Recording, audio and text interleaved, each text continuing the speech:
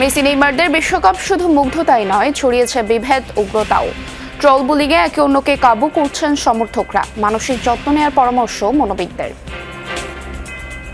আবেগীয় বুদ্ধিমত্তার অভাব বোধই এই ধরনের সহিংসতার দিকে এই যুবক বা এই কিশোর কিশোরীদেরকে নিয়ে যায়।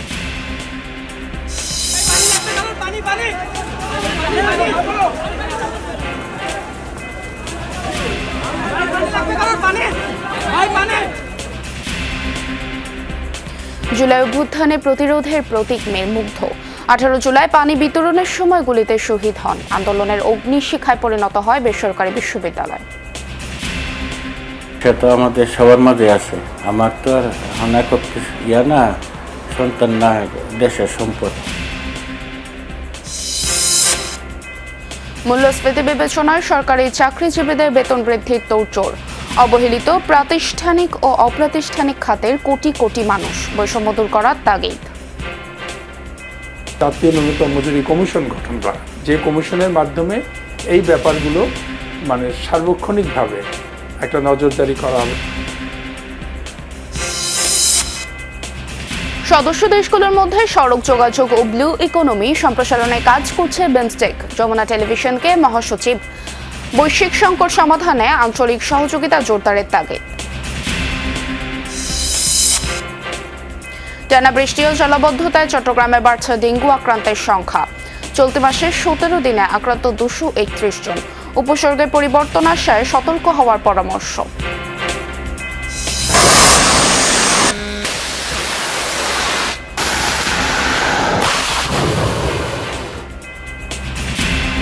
টানা সপ্তম রাতের মতো ইরানে যুক্তরাষ্ট্রের অভিযান। নিহত 3 বেসামরিক। পাল্টা হামলায় কুয়েত, জর্ডান ও বাহরাইনের মার্কিন ঘাঁটিতে ব্যাপক ক্ষয়ক্ষতি।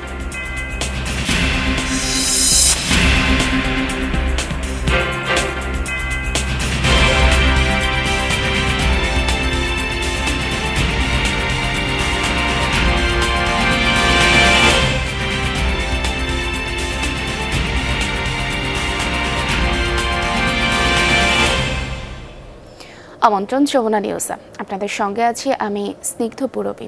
এতক্ষণ শিরোনাম দেখছিলেন, এবারে বিস্তারিত। ফুটবল উন্মাদনায় কাঁপছে গোটা দেশ।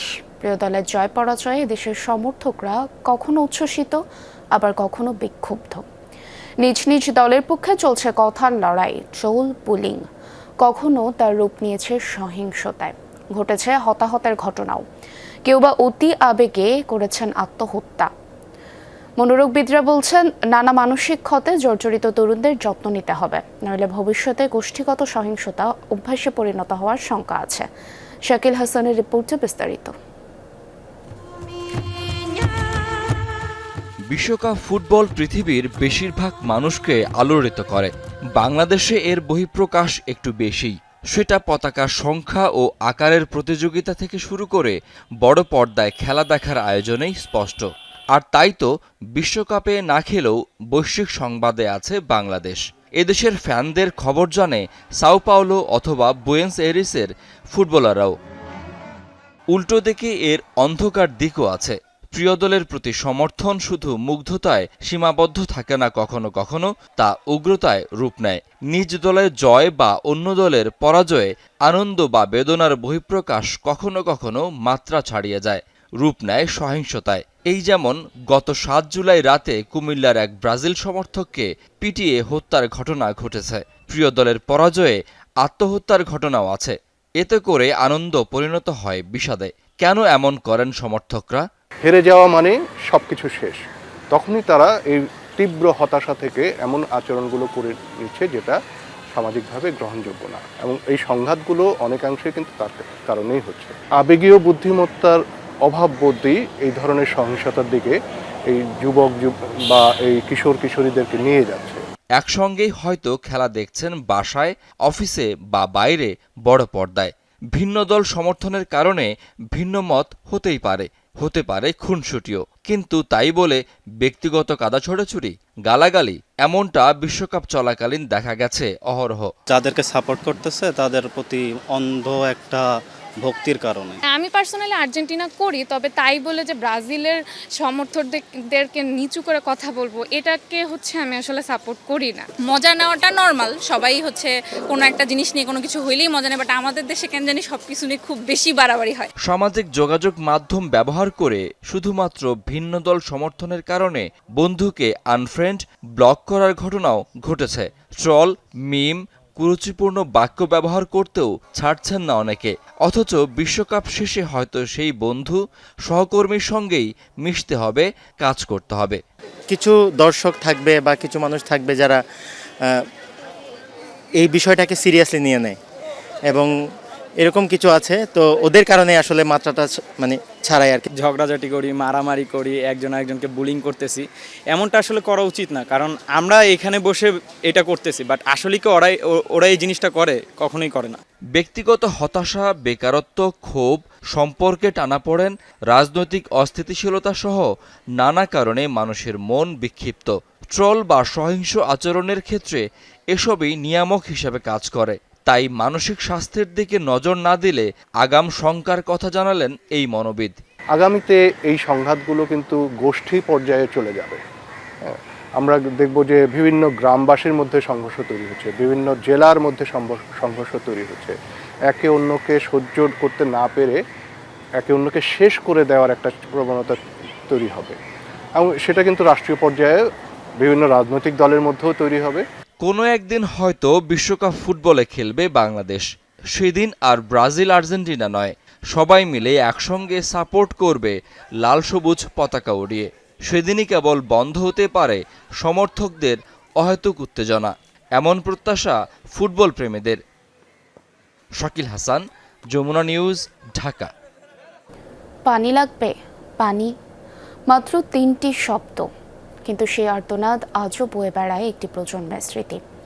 সেটি শুধু মৃত্যুর আগে এক তরুণের শেষ আবেদন ছিল না, ছিল মানবতার এক অমর প্রতীক। মীর মাহফুজুর রহমান মুগ্ধ 18 জুলাই উত্তরায় আহত আন্দোলনকারীদের হাতে পানি আর বিস্কুট তুলে দিতে গিয়ে গুলিবিদ্ধ হয়ে শহীদ হন তিনি। এদিন নতুন করে গতি পায় গণ আন্দোলন। রাজপথে নেমে আসে বেসরকারি বিশ্ববিদ্যালয়ের হাজারো শিক্ষার্থী, সব মিলিয়ে প্রাণ যায় 26 শিক্ষার্থীর। সে অবদানের স্বীকৃতিতে 18 জুলাইকে ঘোষণা করা হয়েছে প্রাইভেট ইউনিভার্সিটির রেজিস্ট্যান্স ডে হিসেবে। তবে বন্যা পরিস্থিতির কারণে এবার দিবসটি পালিত হবে 23 জুলাই। কাউসার হোসেনের ক্যামেরায় লামিয়া তিথির রিপোর্টটা বিস্তারিত। কিউ গার্ডেনে একটা সুন্দর জিনিস দেখবেন, চলেন আপনাদেরকে দেখাই। মাত্র ২৬ বছরের এক স্বপ্নবাজ তরুণ মীর মাহফুজুর রহমান মুগ্ধ। স্বপ্ন ছিল ঘুরে বেড়ানোর। বিশ্বাস করতেন দেশকে জানতে হলে আগে দেখতে হবে দেশটাকে।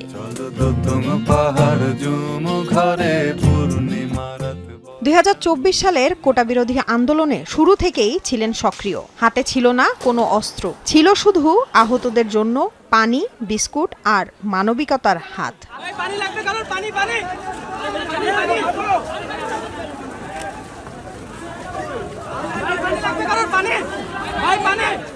এই কয়েকটি শব্দই হয়ে ওঠে এক আন্দোলনের সবচেয়ে হৃদয়স্পর্শী স্মৃতি। 18 জুলাই উত্তরা আজমপুর। আন্দোলনকারীদের মাঝে পানি বিতরণের সময় গুলিবিদ্ধ হন বিউপির ছাত্র মুগ্ধ। হাসপাতালে নেয়ার পথেই থেমে যায় তার জীবন, কিন্তু থেমে যায়নি তার উচ্চারণ। সেই আর্তনাদ ছড়িয়ে পড়ে সারা দেশে। 2 বছর পেরিয়ে গেছে, কিন্তু মুগ্ধর বাবা মীর মোস্তাফিজুর রহমানের দিন যেন এখনো আটকে আছে 24-এর সেই 18 জুলাইয়ে। কবরের পাশে দীর্ঘ সময় নীরবে দাঁড়িয়ে থাকেন। সন্তানের কবরের ঘাসে হাত বুলিয়ে যেন খুঁজে ফেরেন তার স্পর্শ। বাড়িতেও বদলায়নি অনেক কিছু। মুগ্ধর ঘর এখনো আগের মতোই সাজানো। ধুলো জমা কম্পিউটার, বিছানা, আলমারি, সবখানেই মুগ্ধ স্মৃতি। মুগ্ধ নাই, একটা শূন্যতা অবশ্যই বিরাজ করে। আর যত শূন্যতা বিরাজ করুক, আসলে সে তো আমাদের সবার মাঝে আছে। আমার তো আর এখন একক না, সন্তান না, দেশের সম্পদ। ছোট ভাইয়ের স্মৃতি হাতড়ে বেড়ান বড় ভাই মীর মাহমুদুর রহমান দীপ্ত। পুরনো ছবিতে ফিরে আসে শৈশবের হাসি আর 18 জুলাইয়ের সেই শেষ বিদায়ের স্মৃতি। সে বলতেছিল যে ভাইয়া তোমার কি মনে হয় যে এই রাষ্ট্র ছাত্রদের উপর আবার গুলি চালাবে কখনো? এই রাষ্ট্রের তো শিক্ষা পাওয়ার কথা ইতিহাস থেকে। পরের দিন যখন সে নিজে মাথার একবারে ঠিক মধ্যিখানে গুলিবিদ্ধ হয়ে পড়ে যাচ্ছিল, তার বিশ্বাসটা যখন ভেঙে চুরমার হয়ে যাচ্ছিল, আমার কাছে আসলে ওই চিন্তাটাই আসলো যে এই রাষ্ট্র তো আসলে উদাহরণ তৈরি করেনি। 18 জুলাই শুধু মুগ্ধর আত্মত্যাগের দিন নয়, এটি ছিল আরেকবার আন্দোলনের মোড় ঘুরে যাওয়ার দিনও। পাবলিক বিশ্ববিদ্যালয়গুলোর ওপর ভয়াবহ রাষ্ট্রীয় দমনপীড়ন, আবাসিক হলগুলো জোরপূর্বক খালি করা এবং সহযোদ্ধা শিক্ষার্থীদের হত্যাকাণ্ড। তার ওপর আগের রাতে মোবাইল ইন্টারনেটও বন্ধ করে দেয় হাসিনা সরকার। সব মিলিয়ে আন্দোলনে যখন আরেক দফা ধাক্কা, তখনই রাজপথে নামে BRAC, east West, north south, AIUB, IUB সহ প্রায় শতাধিক বেসরকারি বিশ্ববিদ্যালয়ের শিক্ষার্থীরা। দুপুরের পর থেকে উত্তরা, রামপুরা, বনশ্রী, আফতাবনগর, কুড়িল, নর্দা, ধানমন্ডি, মোহাম্মদপুর, মিরপুর, ঢাকার বিভিন্ন প্রান্তে গড়ে ওঠে একের পর এক প্রতিরোধের ঘাঁটি। জুলাইয়ের সে আন্দোলনে রাজপথে প্রাণ দেন 26 শিক্ষার্থী।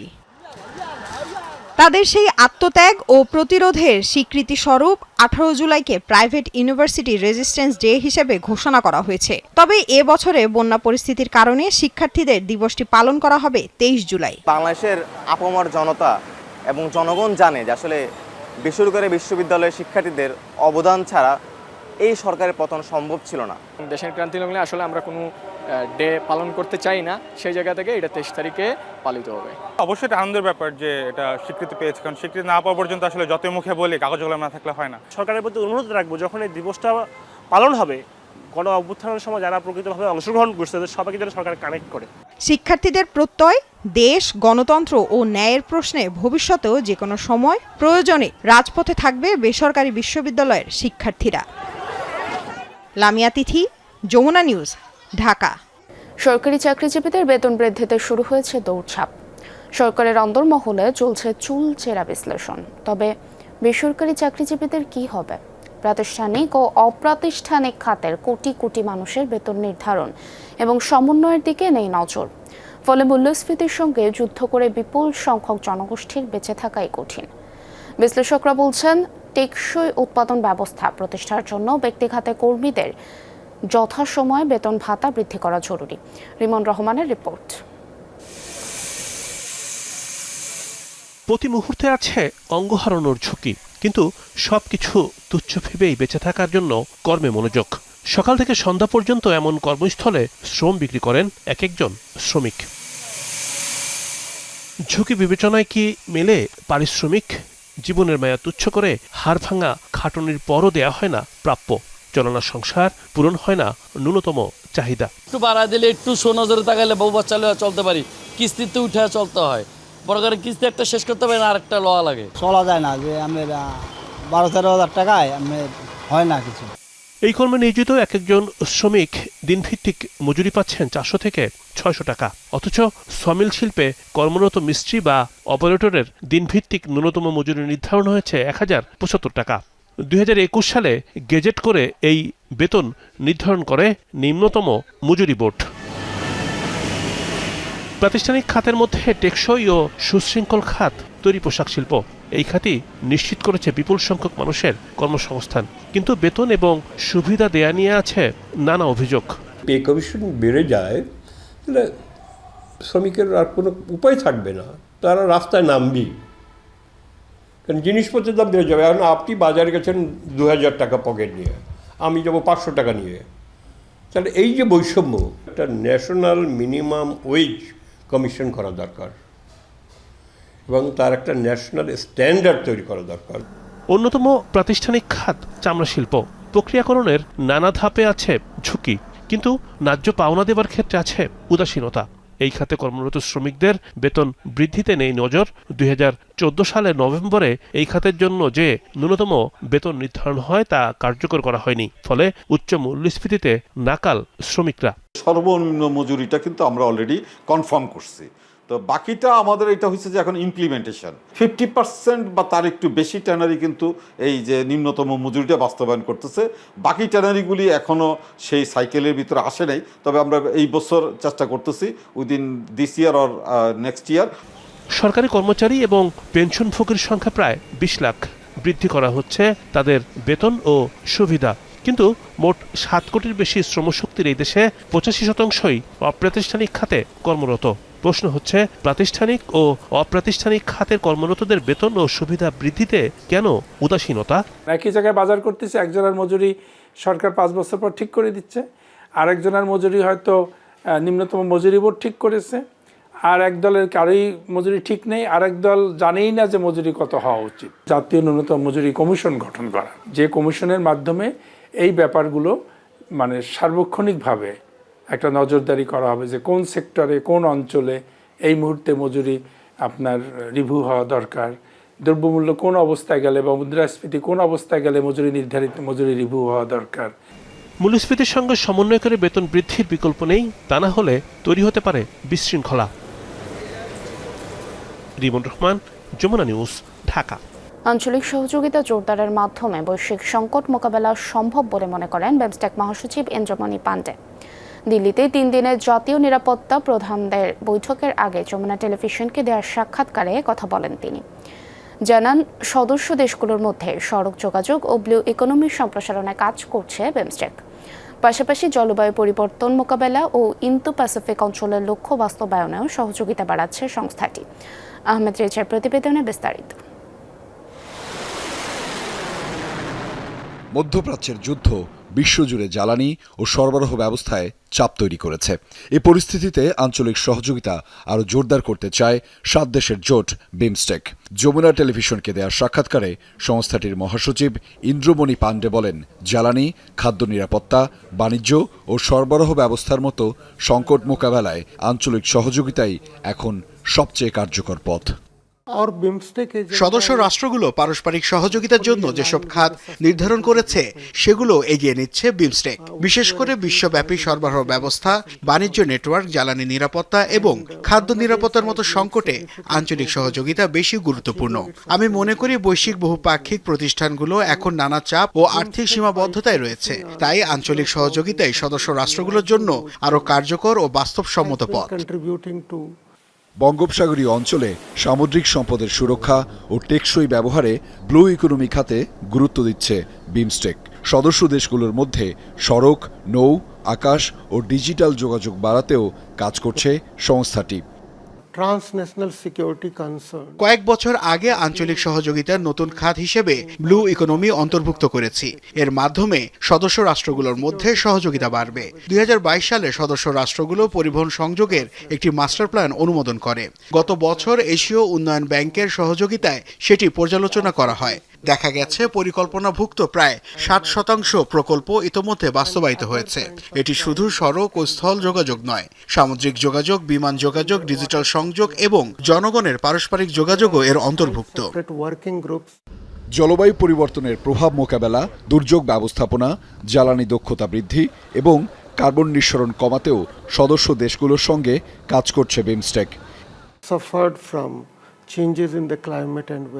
বিমস্টেকের সব সদস্যই জলবায়ু ও আবহাওয়ার পরিবর্তনের নেতিবাচক প্রভাবে শিকার। এই সংকট মোকাবেলায় অভিযোজনমূলক উদ্যোগ গ্রহণের পাশাপাশি জ্বালানি দক্ষতা বৃদ্ধি এবং কার্বন নিঃসরণ কমানোর কাজও চলছে। এছাড়া দুর্যোগ ব্যবস্থাপনা নিয়েও আমাদের একটি স্বতন্ত্র সহযোগিতা খাত রয়েছে। সদস্য দেশগুলোর মধ্যে কার্যকর আঞ্চলিক সহযোগিতা গড়ে তুলতে পারলে তা ইন্দো প্যাসিফিক অঞ্চলের লক্ষ্য বাস্তবায়নে ভূমিকা রাখবে। ইন্দ্রমণি পান্ডে বলেন, শুধু বাংলাদেশ নয়, সদস্যভুক্ত 7টি দেশের জনগণের কল্যাণ ও উন্নয়নেই কাজ করে যাচ্ছে বিমস্টেক। আহমেদ রেজা, যমুনা নিউজ, ঢাকা। টানা বর্ষণ ও জলাবদ্ধতার প্রভাব কাটতে না কাটতেই চট্টগ্রামে বাড়ছে ডেঙ্গু আক্রান্তের সংখ্যা। চলতি বছরের প্রথম 6 মাসের তুলনায় জুলাই মাসে সংক্রমণের গতি বেড়েছে উল্লেখযোগ্য হারে। শুধু 6 থেকে 17 জুলাই পর্যন্ত 12 দিনে আক্রান্ত হয়েছেন 174 জন। চিকিৎসকরা বলছেন, এবার ডেঙ্গুর উপসর্গে কিছুটা পরিবর্তন দেখা যাচ্ছে। তাই একদিনে জ্বর হলেও অবহেলা না করে দ্রুত পরীক্ষা করিয়ে প্রয়োজনীয় চিকিৎসা নেওয়ার পরামর্শ। টানা বেশ কিছুদিনের ভারী বৃষ্টির পর চট্টগ্রামে বাড়ছে ডেঙ্গু আক্রান্তের সংখ্যা। প্রতিনিয়ত রোগীর চাপ বাড়ছে চট্টগ্রাম মেডিকেল কলেজ হাসপাতালের ডেঙ্গু ওয়ার্ডে। কদিন আগেও রোগী শূন্য থাকা 50 শয্যার ওয়ার্ড এখন রোগীতে পরিপূর্ণ। প্রতিদিনই মহানগর সহ আশপাশের জেলা উপজেলা থেকে নতুন রোগী ভর্তি হচ্ছেন। একদিন গায়ে জ্বর ছিল না, হঠাৎ বমি আর পেট ব্যথা। জ্বর থেকে গা ব্যথা মানে সব কিছু কামড়াইতেছে। কামড়ানোর পরে তারপরে এখানে আইসা আমরা ভর্তি হয়েছি। সাধারণত জ্বর উঠছে, গায়ে ব্যথা, মাথা ব্যথা, ভর্তি করলাম এখন ওদিকে। ডেঙ্গু পরীক্ষা দিয়েছিলাম, এখানে রিপোর্টে আসে নাই। এরপর আবার বাইরে যখন গেছে আবার নিয়েছে না, ডেঙ্গু পরীক্ষাটা দিয়ে আবার এখানে রিপোর্ট আসছে ডেঙ্গু আসছে।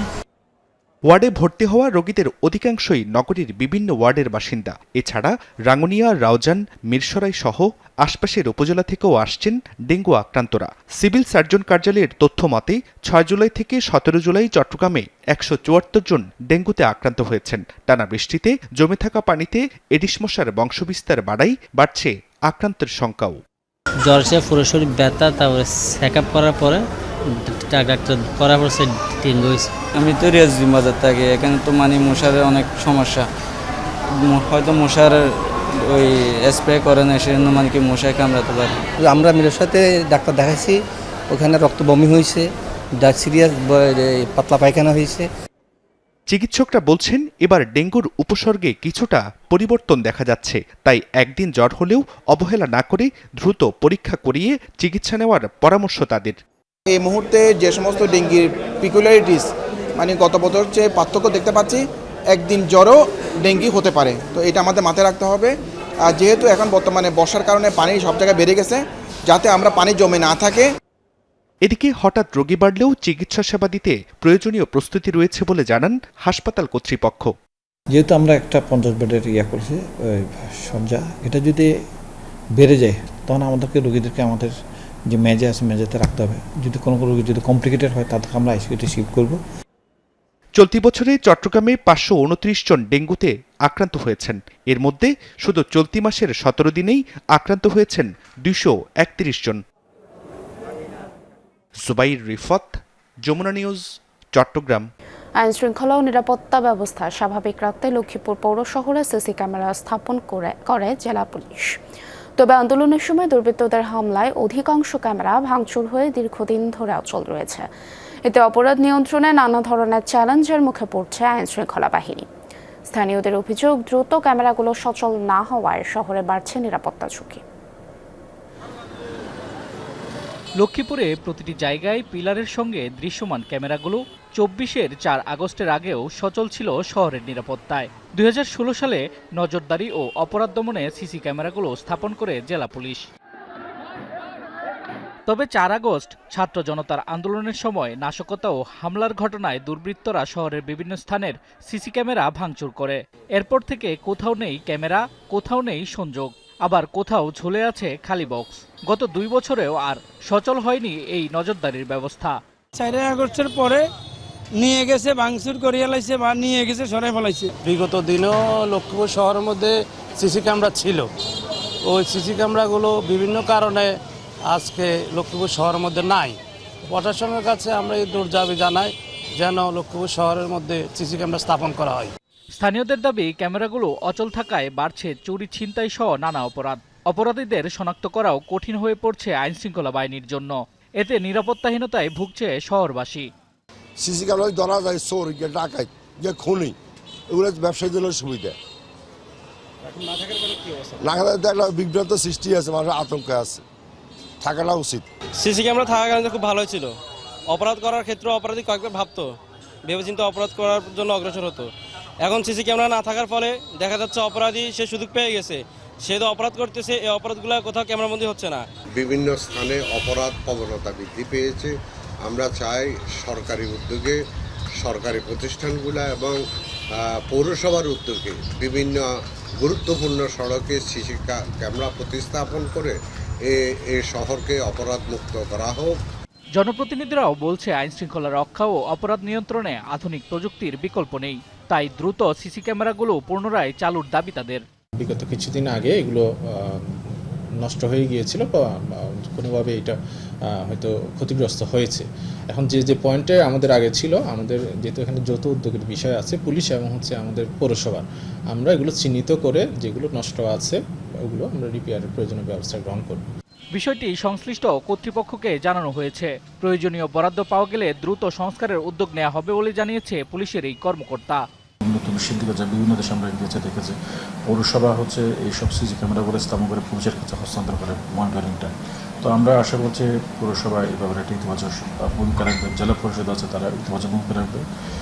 2024 সালে সিসি ক্যামেরার ফুটেজ দেখে অন্তত 10টি মামলার সমাধান করে জেলা পুলিশ, কিন্তু গত 2 বছরে চুরি ছিনতাই সহ 20টি মামলা হলেও কোনো অগ্রগতি করতে পারেনি আইন শৃঙ্খলা বাহিনী। শামস তাবরিজ উচ্ছ্বাস, যমুনা নিউজ। 2 মাস ধরে অকেজো দিনাজপুরের বিরামপুর ঘোড়াঘাট রেলগেটের স্বয়ংক্রিয় গেট পার। ঢাকা দিনাজপুর মহাসড়কের ব্যস্ত লেভেল ক্রসিংয়ে দড়ি টেনে ও হাত নেড়েই নিয়ন্ত্রণ করা হচ্ছে যান চলাচল। ঝুঁকি নিয়ে যাতায়াত করতে হচ্ছে চলাচলকারীদের। দ্রুতই গেট বারটি মেরামতের আশ্বাস রেলওয়ে কর্তৃপক্ষের। গেট বার অকেজো, তাই দড়ি দিয়েই বাধা রেলগেট। লেভেল ক্রসিং পার হওয়ার অপেক্ষায় যানবাহন পথচারী। এমন চিত্র ঢাকা দিনাজপুর মহাসড়কের বিরামপুর ঘোড়াঘাট রেলগেটের। এই পথে হাজারো যানবাহনের চলাচল। প্রতিদিন ছুটে চলে 12 জোড়া ট্রেন, অথচ ব্যস্ত এই লেভেল ক্রসিংয়ে 2 মাস ধরে অকেজো স্বয়ংক্রিয় গেট বার। এখানে অ্যাক্সিডেন্টের ভয়, আর এই দড়িতে আমাদের কোনো নিরাপত্তাও নাই। দড়ি হাতে অন্ধকারে তো এত কোনো গ্যারেন্টি, ধাক্কা খায় মোটর টোটর সব চলে যাবে। অ্যাক্সিডেন্ট হওয়ার ভয় আছে, দড়িতে মানুষ দেখতেই পাবে না, দেখতেই পাবে না। গত কিছুদিন আগে আমার সোয়াবিনের গাড়ি অ্যাক্সিডেন্ট নাহলে 4টা লোক মারা গেছে, আরো লোক যাতে অ্যাক্সিডেন্ট হতেই আছে। ক্রসিংটি বর্তমানে যাত্রী চালকদের জন্য আতঙ্কের স্থান। রাতের আধারে স্পষ্ট দেখা যায় না দড়ি, থাকে দুর্ঘটনার ভয়। নষ্ট গেটবার মেরামতের প্রয়োজনীয় উপকরণ আনা হলেও এখনো কাজ শুরু করতে পারেনি রেল কর্তৃপক্ষ।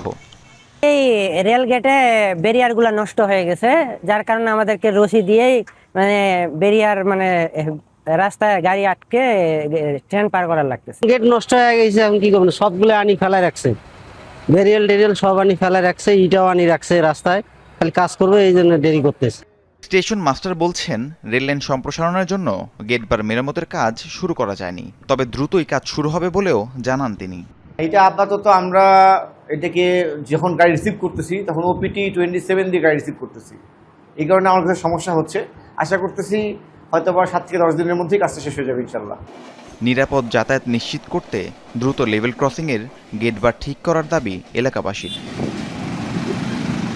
রাহিম সারোয়ার, যমুনা নিউজ। সারা দেশে চড়া সবজির বাজার। বিক্রেতারা বলছেন টানা বৃষ্টি আর বন্যার প্রভাব পড়েছে বাজারে। এ বিষয়ে আরও জানাতে বগুড়ার মহস্থান ঘাট থেকে যুক্ত হচ্ছেন মেহেরুল সুজন। সুজন, হাটে সবজির দরদাম কেমন দেখছেন এবং কোন সবজিগুলোর দাম সব থেকে বেশি, ক্রেতাদের চাহিদা কেমন? আর সবশেষ যে বিষয়টি জানতে চাবো, চাহিদার সাথে কি দরদামের কোনো ওঠানামা হচ্ছে কিনা? বগুড়ার শিবগঞ্জের যে মহাস্থান হাট, সেই হাটে রয়েছি এবং সবজির জন্য বেশ বিখ্যাত এই হাট পুরবী। এই হাটে কিন্তু আপনি যেমনটি বলছিলেন বর্ষা এবং বন্যার প্রভাব, সেটি কিন্তু এই হাটেও পড়েছে। প্রায় সব ধরনের সবজির দামই কিন্তু এখানে বেশ চড়া। আমি যদি একটু শুরুতে আপনাকে বলি যে কাঁচা মরিচের দাম, যেটি আমরা খুচরা বাজারে গতকালকেও 200 টাকা কেজি দেখেছি, আজকে কিন্তু এই পাইকারি বাজারে 120 টাকা থেকে 160 টাকা কেজি বিক্রি হচ্ছে কাঁচা মরিচ মান ভেদে। এবং যেটি কৃষকরা বলছেন বা ব্যবসায়ী যারা রয়েছেন তারা যেটি বলছেন যে অতিরিক্ত যে বৃষ্টিপাত হচ্ছে বেশ কয়েকদিন ধরে, এই বৃষ্টিপাতের কারণে কিন্তু মরিচের বেশিরভাগ জমি নষ্ট হয়ে গেছে এবং অন্যান্য সবজির ক্ষেত্রেও কিন্তু পুরোপুরি এই বৃষ্টিটি কিন্তু প্রভাব ফেলেছে। পটল এই বাজারে কিন্তু আজকে বিক্রি হচ্ছে পাইকারিতে 25 থেকে 30 টাকা কেজিতে, মিষ্টি লাউ প্রতি কেজি 35 টাকা, এছাড়া ঢেঁড়স, চিচিঙ্গা, কাঁকরোল এগুলো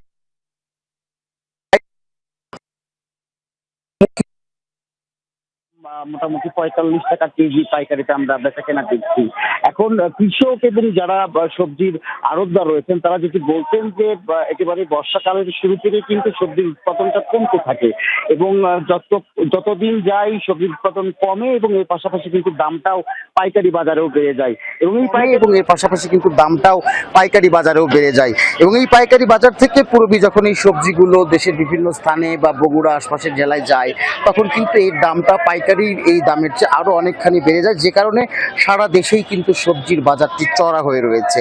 এখন এটি আসলে প্রাকৃতিক বিষয় এবং বর্ষাকালে উৎপাদনটা একটু কমই হয়। তারপরও কৃষকরা যেটি বলছেন যে এবার আসলে বৃষ্টিপাতের পরিমাণটা বেশি হওয়ার কারণে অন্যান্য সময় বর্ষায় তারা যে পরিমাণ ফসল উৎপাদন করতে পারতেন বা হাটে আনতে পারতেন, সেটিও কিন্তু এবার গত কয়েক বছর তুলনায় অনেকখানি কমে গেছে। তবে তারা আশা করছেন যে যদি সপ্তাহখানেক বৃষ্টিপাত একটু কম হয় বা রোদের আবহাওয়া থাকে, সেক্ষেত্রে হয়তো আবারও সবজির উৎপাদনটা বাড়বে এবং সেই সবজিগুলো বাজারে আসার পর তখন হয়তো দাম কিছুটা কমতে পারে পুরোপুরি। তবে এখন পর্যন্ত কিন্তু ক্রেতাদের জন্য সবজির বাজার নিয়ে খুব ভালো খবর নেই, কারণ বর্ষা যতদিন থাকবে ততদিন একটু সবজির বাজারটা চড়াই থাকবে, যেহেতু উৎপাদনটি কম হচ্ছে পুরোপুরি। ধন্যবাদ সুজন আমাদের সাথে যুক্ত হওয়ার জন্য। টানা সপ্তম রাতের মতো ইরানে হামলা চালিয়েছে যুক্তরাষ্ট্র। হরমুজগান প্রদেশে নিহত হয়েছেন কমপক্ষে 3 জন, আহত আরও 8 জন। ইরানের পাল্টা জবাবে ব্যাপক ক্ষয়ক্ষতির শিকার মধ্যপ্রাচ্যের একাধিক মার্কিন ঘাঁটি। যুক্তরাষ্ট্রের হামলার শিকার ইরানের আহবাজ, শিরিক, বুশেহার, বন্দর আব্বাস সহ মধ্য ও দক্ষিণাঞ্চলের একাধিক শহর। কাশিম আইল্যান্ডেও হয়েছে বোমাবর্ষণ। হরমুজগানে ক্ষতিগ্রস্ত হয়েছে 2টি সেতু ও একটি টানেল। বুশেহরে নতুন মোতায়েনকৃত আকাশ প্রতিরক্ষা ব্যবস্থা দিয়ে একটি মার্কিন MQ-9 ড্রোন ভূপাতিতের দাবি তেহরানের। কুয়েত, বাহরাইন ও জর্ডানে মার্কিন ঘাঁটিতে ড্রোন ছুড়েছে ইরান। কুয়েতে ক্যাম্প উদেইরি ও আলী আল সালেম ঘাঁটিতে হামলা টার্গেট হয়েছে গোলাবারুদের গুদাম ও সেতু। আঘাত হেনেছে জর্ডানের 2 মার্কিন ঘাঁটিতে। ক্ষতিগ্রস্ত একাধিক ফাইটার জেট ও সামরিক ফুয়েল ট্যাঙ্ক। হরমুজ প্রণালীতেও ইরানের হামলার টার্গেট হয়েছে একাধিক নৌযান। পেরুতে 500 মিটার গভীর খাদে বাস পড়ে প্রাণ হারিয়েছে কমপক্ষে 14 জন, আহত আরও 5 জন। কাজামার্কা অঞ্চলে হয়েছে এই দুর্ঘটনাটি। স্থানীয় গণমাধ্যম জানিয়েছে বাঁক নেওয়ার সময় নিয়ন্ত্রণ হারিয়ে ফেলা বাসটি পরে পড়ে যায় গভীর খাদে। খবর পেয়ে উদ্ধার অভিযান শুরু করে ফায়ার সার্ভিস। তবে অতি গভীর ও আলো স্বল্পতার কারণে ব্যাহত হয় উদ্ধার কাজ।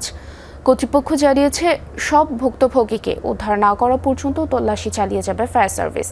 দুর্ঘটনায় নিহতদের মরদেহ হস্তান্তর করা হচ্ছে স্বজনদের কাছে। আহতরা হাসপাতালে চিকিৎসাধীন। কঙ্গোর ঘন বনাঞ্চলে কমলা ঠোঁটের বানর খুঁজে পেয়েছে একদল বিজ্ঞানী। এটি নতুন একটি প্রজাতি, নাম দেওয়া হয়েছে কলোবাস কঙ্গোয়েনেসিস। প্রায় 1 দশক ধরে গবেষকদের সঙ্গে লুকোচুরি খেলা চলছিল বানরগুলোর। অদ্ভুত চেহারার প্রাণীটি অবশেষে ধরা দিয়েছে ক্যামেরায়। আফ্রিকায় গেল 75 বছরে খুঁজে পাওয়া 5ম বানরের নতুন প্রজাতি এটি। গাছের মগডালে উকি দিচ্ছে অদ্ভুত চেহারার একটি বানর। আশপাশের শব্দ ছাপিয়ে শোনা যাচ্ছে কণ্ঠ। কঙ্গোর গহীন বনে এমনই এক প্রাণীর সন্ধান পেয়েছেন বিজ্ঞানীরা। স্থানীয়রা এদের চেনে লিকুয়েলি নামে। 2008 সালে প্রথমবার দেখা যায় তাদের। তখন অস্পষ্ট এক ছবি ছাড়া আর কিছু ছিল না অস্তিত্ব প্রমাণে। এর বছর 10 পরে প্রাণীটি আবারও নজরে এলে নড়ে চড়ে বসেন গবেষকেরা। দীর্ঘ প্রচেষ্টার পর অবশেষে বিজ্ঞানীদের ক্যামেরায় ধরা পড়ে প্রাণীগুলো। বানরগুলোর বিশেষ আকর্ষণ এর ঠোঁট। বিজ্ঞানীদের ধারণা এর উজ্জ্বল ও বিশেষ বর্ণের ঠোঁট মূলত দলের সদস্যদের চিনতে বা সঙ্গী আকর্ষণে সাহায্য করে। যে নতুন প্রজাতির বানরটিকে শনাক্ত করেছি সেটি আসলে এক ধরনের কোলোবাস বানর। এরা কঙ্গো অববাহিকার বনাঞ্চলের একেবারে ওপরের স্তরে বা গাছের চূড়ায় বসবাস করে। এটি সত্যিই এক অসাধারণ প্রাণী।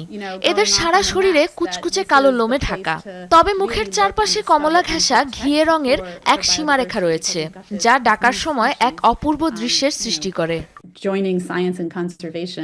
বিভিন্ন অডিও, ছবি ও ডিএনএ বিশ্লেষণের মাধ্যমে নিশ্চিত হওয়া গেছে এটি বানরের সম্পূর্ণ নতুন প্রজাতি। সম্প্রতি এই গবেষণার ফল প্রকাশিত হয়েছে বিখ্যাত PLOS I বিজ্ঞান সাময়িকীতে। তবে বানরগুলোর বিচরণ ক্ষেত্র মাত্র 1700 বর্গ কিলোমিটার। কঙ্গোর লোমামি নদীর তীরবর্তী এই অঞ্চল ছাড়া বিশ্বের আর কোথাও এদের অস্তিত্ব নেই, অর্থাৎ বিপন্ন হয়ে যাওয়ার ঝুঁকিতে আছে প্রাণীটি।